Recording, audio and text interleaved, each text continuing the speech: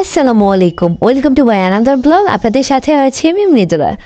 কেমন আছেন আপনারা সবাই? আমি একটু অসুস্থ, আমি খুব একটা ভালো নেই। তবে আমার ব্লগিং কিছুদিন অফ রেখেছিলাম।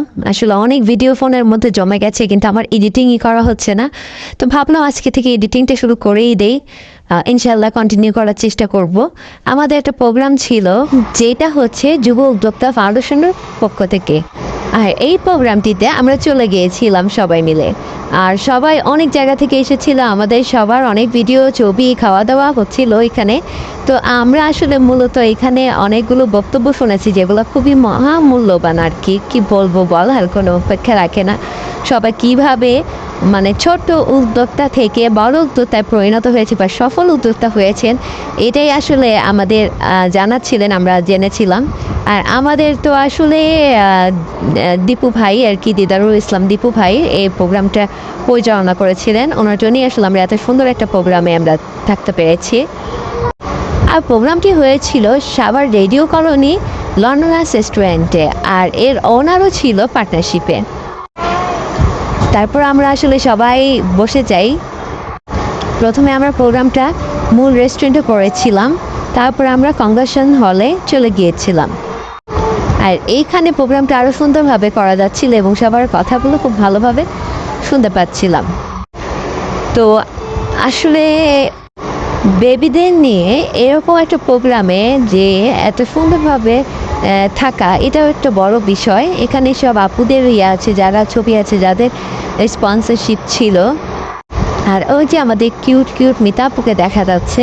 এখানে অনেক পরিচিত আপুরা ছিল, অনেক অপরিচিত আপুরা ছিল, যাদের সাথে নতুন করে পরিচিত হয়েছি এবং খুবই ভালো লাগার বিষয় ছিল। আমি আসলে ব্লগটা আর অনেক আগেই আপলোড করতাম, কিন্তু আমার খুবই দেরি হয়ে গেল আপলোড করতে করতে, সেজন্য খুবই দুঃখিত। আর আমাদের তো ভিজুয়াল টিম ছিল এই ছবি তোলার জন্য, আমাদের সুন্দর সুন্দর ছবি ভিডিও করে দেওয়ার জন্য। তা আমরা এই ব্যানারে সবাই একে একে ছবি তুলে ফেলছিলাম, ভিডিও করে ফেলছিলাম। আমাদের এখানে সব অতিথিরা চলে এসেছে। এখন আমরা আস্তে আস্তে তাদের কিছু বক্তব্য শুনবো এবং তাদের জাদুকরি ম্যাজিক্যাল, আসলে বলতে গেলে ম্যাজিক্যাল সব বক্তব্যগুলো অনেক ইন্সপাইরেশন দেয় আসলে নিজের নতুন উদ্যোক্তাদের। তো আমাদের একটু পরেই আসলে স্ন্যাক্স আইটেমও চলে আসে। তো এর আগে আমরা একটু তাদের কথাগুলো শুনে নিই। প্রথমেই বক্তব্য রাখছিলেন দীপু ভাই, আর তারপরই আসলে কেক কাটিংয়ের পর্ব চলে আসে। আর এই কেকটা ছিল লাবণী স্পেকিং ওয়ার্ল্ডের পক্ষ থেকে লাবণী আপুর স্পন্সর। আর কেকটার কথা কি বলবো, সাভারের মধ্যে বেস্ট যদি কারোর কেক থাকে সেটা হচ্ছে লাবণী আপুর কেক। আর আমি তার কেক পার্সোনালি অনেকগুলো পারচেস করেছি এবং আমার কাছে বেস্ট লেগেছে। এখানে বিভিন্ন আপুর স্পন্সরের বিভিন্ন খাবার ছিল, যেটা আমাদের স্ন্যাক্স আইটেম হিসেবে দেওয়া হয়েছিল। তো এখানে অ্যাকচুয়ালি লন্ডনাসের ওনার সাহেব উনি বক্তব্য দিচ্ছেন। এরপরে তাতে কিছু মূল্যবান কথা আমি ভিডিওর মাধ্যমে শেয়ার করছি।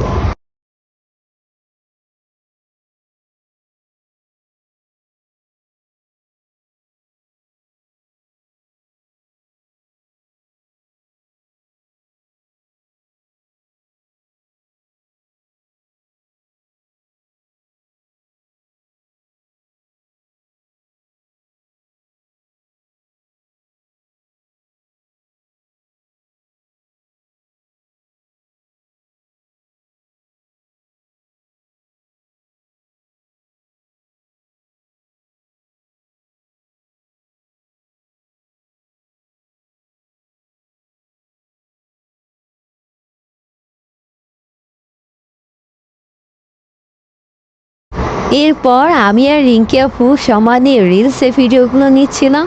আর আমাদের একসাথে দুজনের ভিডিওগুলো খুবই সুন্দর হয়।